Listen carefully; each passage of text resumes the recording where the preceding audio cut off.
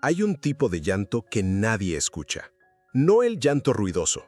Este otro es diferente. Es el que se hace en silencio.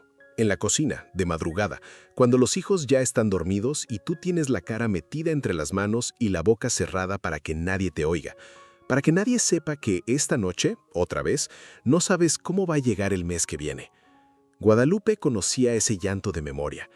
41 años, manos de cocina, uñas cortas por el trabajo y un anillo de viuda que nunca se quitó.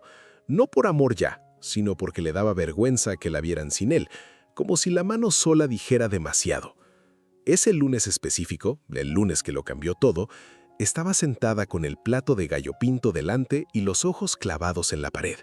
No veía la pared, veía números, la tasa del banco y el préstamo que vencía en 10 días.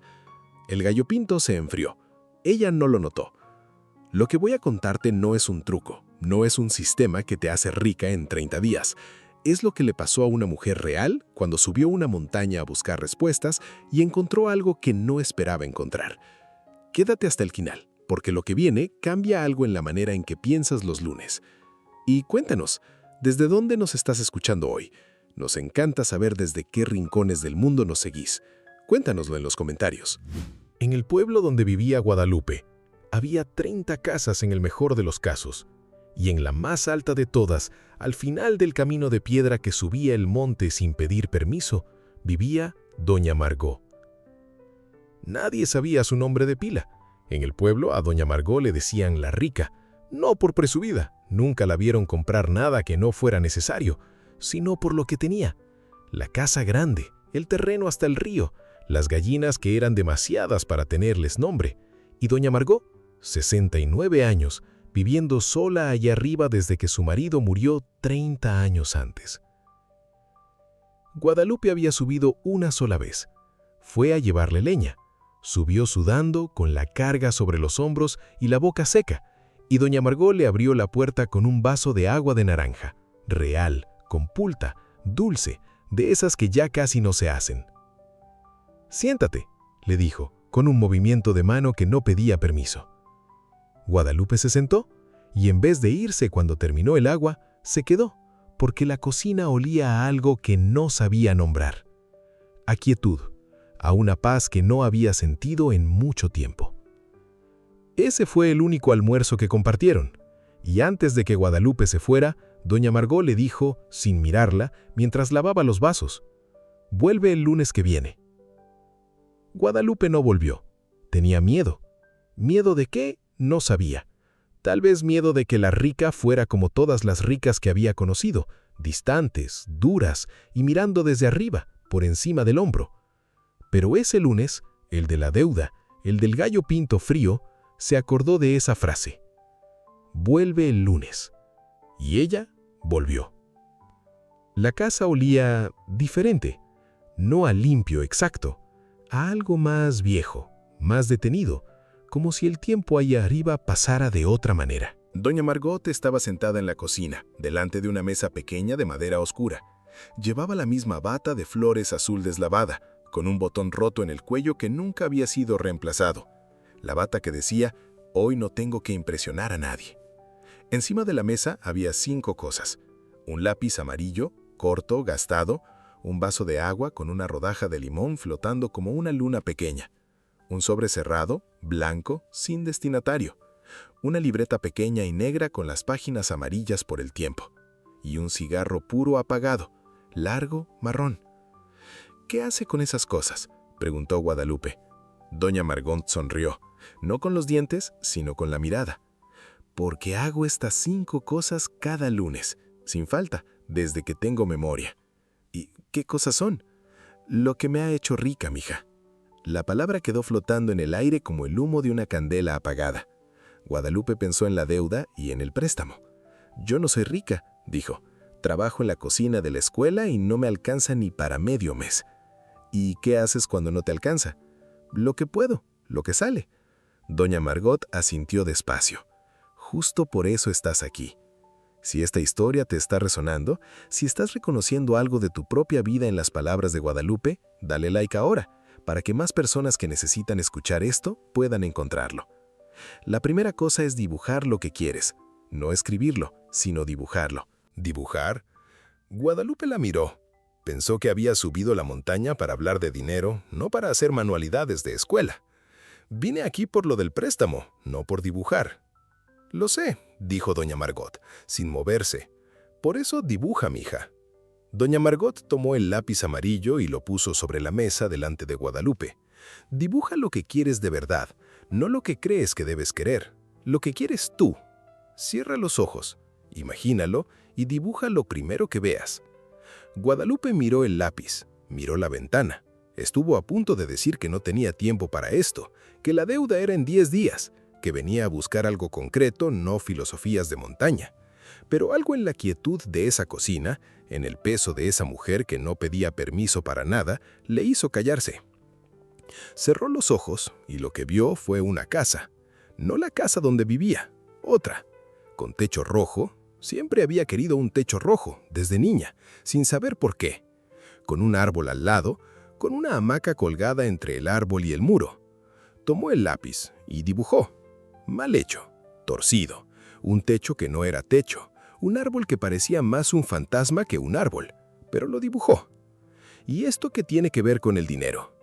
El dinero sigue a la intención, y la intención sin forma se fuga. Cuando dibujas lo que quieres, dejas de tenerlo solo en la cabeza. Le das bordes, le das un lugar en el mundo real. El cerebro no distingue bien entre lo que imagina y lo que ve. Cuando dibujas algo una y otra vez, empieza a creerlo, empieza a buscarlo sin que tú te lo mandes. Pero esto no es ni una casa. Es el principio de una casa, y el principio es lo único que necesitas un lunes. Escríbelo en los comentarios si quieres intentarlo.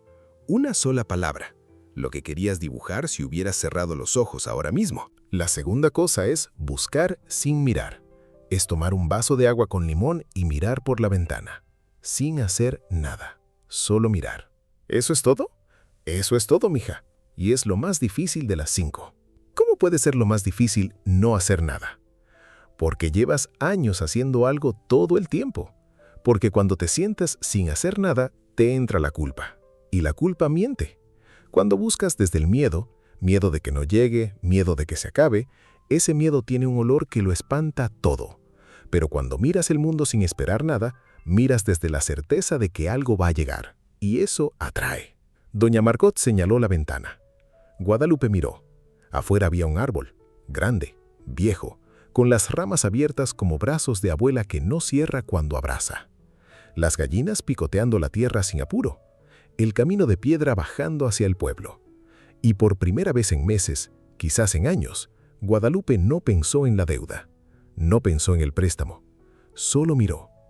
El silencio duró 15 minutos, tal vez más. Cuando se dio cuenta, el agua de limón estaba tibia y se había bebido la mitad sin sentir. La tercera cosa es una carta que no se manda. Es escribir una carta, pero no para mandarla, sino para soltar, hija mía. ¿Escribir a quién? A ti misma, al tú del futuro, al tú que ya lo tiene. Escribes como si ya hubiera pasado, como si ya lo tuvieras, y luego cierras el sobre. Lo guardas un año, a veces 2, y hasta que lo que escribiste se cumpla. ¿Y se cumple? Todo lo que he escrito se ha cumplido. Guadalupe la miró atónita. ¿Todo? Todo. La carta no es magia, continuó doña Margot. Es una promesa que te haces a ti misma.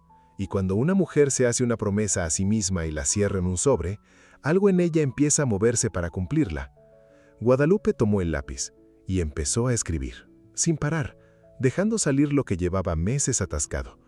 Escribió sobre la casa con techo rojo, sobre el cuarto extra para cuando sus hijos vinieran a visitarla, sus hijos que vivían lejos y que ella extrañaba con una intensidad que a veces le cortaba la respiración. Sobre no tener miedo los lunes, sobre dormir sin despertarse a las 3 de la madrugada pensando en números. Cuando terminó, tenía los ojos húmedos. No lloró, se contuvo, como siempre, como hacía desde hacía 13 años. Porque una madre sola no puede darse el lujo de romperse delante de nadie, ni siquiera delante de sí misma. Eso es lo que nadie cuenta, que ser fuerte no es no sentir, es sentir todo y no mostrar nada. Pero el labio de temblaba. ¿Y ahora qué?, preguntó con la voz apenas sostenida. Ahora ciérralo, guárdalo y olvídate de él. El que se obsesiona no construya. Guadalupe cerró el sobre despacio. con cuidado, como si adentro hubiera algo frágil, porque adentro había algo frágil, esperanza, de ese tipo que hace daño porque hace mucho que no la sentías. La cuarta cosa es anotar lo que das. No lo que gastas, sino lo que das, mija. ¿Dar?, repitió Guadalupe. Y esta vez había algo más que sorpresa en la voz. Había fastidio. Usted me habla de dar y yo vengo con un préstamo que vence en 10 días. No tengo nada para dar. Todo lo que tengo lo necesito. Doña Margot la dejó terminar. No se inmutó. Abrió la libreta con el mismo gesto con que había puesto el lápiz sobre la mesa, sin apuro, sin necesidad de convencer a nadie. «Lee», dijo y le acercó la libreta. Las páginas estaban llenas de listas, pequeñas, concretas. Guadalupe alcanzó a leer: un huevo a la vecina, 1 hora al muchacho que no sabe leer, un vaso de agua al que preguntó el camino. Aquí escribo cada cosa que entrego sin esperar nada. Para 3 cosas sirve. Primero, para que no te hagas la víctima. Cuando anotas lo que das, ves que también entregas, y eso cambia cómo te ves a ti misma. Segundo, para entrenar la generosidad. Cuando sabes que vas a tener lo que anotar, buscas oportunidades. Y tercero, porque el dar abre el recibir. Son la misma corriente. ¿Y si no tengo nada para dar? Todas tienen algo. Una sonrisa, un favor, 10 minutos de tu tiempo. Lo que tienes, dalo y anótalo. Guadalupe pensó en lo que había dado esa semana. Un huevo a la señora de la tienda con el niño enfermo. Un pedazo de pan a un muchacho con cara de no haber comido. Había dejado pasar a una señora mayor en la fila del banco, aunque eso le hizo perder 20 minutos que no tenía. No era mucho, pero era algo. El dinero viene de la misma fuente que el dar, continuó doña Margot. Las personas que tienen más no es porque acumulen más, es porque generan más movimiento. Dan más. Y lo que dan, vuelve. No siempre del mismo lado, pero vuelve. Algo hizo clic en Guadalupe, como un enchufe que lleva tiempo desconectado y de pronto encuentra la toma. La quinta cosa es la única que no puedo enseñarte. Esta la tienes que descubrir sola. Es la pregunta. Guadalupe estuvo a punto de levantarse. Había subido esa montaña con un préstamo que vencía en 10 días. Había dibujado una casa torcida. Había escrito una carta que nunca llegaría a nadie. Había anotado cosas que ya sabía que había hecho. Y ahora le decían que la quinta cosa no se podía enseñar. Sintió el impulso conocido de pararse, agradecer y bajar al pueblo a buscar una respuesta más concreta. Pero se quedó. No supo por qué. Tal vez porque ya no le quedaba energía para irse, o tal vez porque algo en las 4 cosas anteriores había aflojado un nudo que llevaba años apretado. Doña Margot sostuvo el cigarro puro entre los dedos sin encenderlo. Cada lunes, antes de terminar, me quedo aquí sentada y escucho. No escucho nada de afuera. Escucho lo que me dice el cuerpo, lo que me dice el silencio. Lo que cambian son las respuestas, y lo que no cambia nunca es la pregunta. ¿Qué pregunta? Doña Margot la miró directamente a los ojos por primera vez desde que Guadalupe había entrado. ¿Qué necesitas hacer tú esta semana para que el mes que viene sea diferente? La pregunta quedó en el aire de la cocina. No era la misma pregunta que la del banco. Era más profunda, más honesta. Era la pregunta que nadie le había hecho nunca. El dinero viene cuando la dirección es clara. Cuando tú sabes hacia dónde vas, el dinero encuentra el camino. El cigarro puro permanecía apagado entre sus dedos. Nunca lo encendería. Era para tener algo en las manos mientras escuchaba el silencio. Un objeto que le recordaba que ese lunes era solo suyo. Antes de que Guadalupe se fuera, doña Margot le dio la libreta negra. Esta es mía, mija, pero ya no la necesito. Ahora tú necesitas la tuya propia. Si no tienes tiempo 1 hora a la semana para ti, dijo doña Margot antes de que Guadalupe preguntara, ¿para qué tienes el resto? El momento que lo cambió todo fue esa noche en la que Guadalupe se sentó en su cocina. El gallo pinto estaba frío Pero no importaba. Tenía la libreta negra abierta, tenía un lápiz y por primera vez en mucho tiempo tenía algo que no era el miedo. Primero, dibujó. Mal hecho, torcido, la casa con el techo rojo. Después miró por la ventana con el vaso de limón en la mano, sin buscar nada. Después escribió en un sobre lo que quería, lo que llevaba años sin permitirse pedir. Después abrió la libreta y escribió lo que había dado esa semana.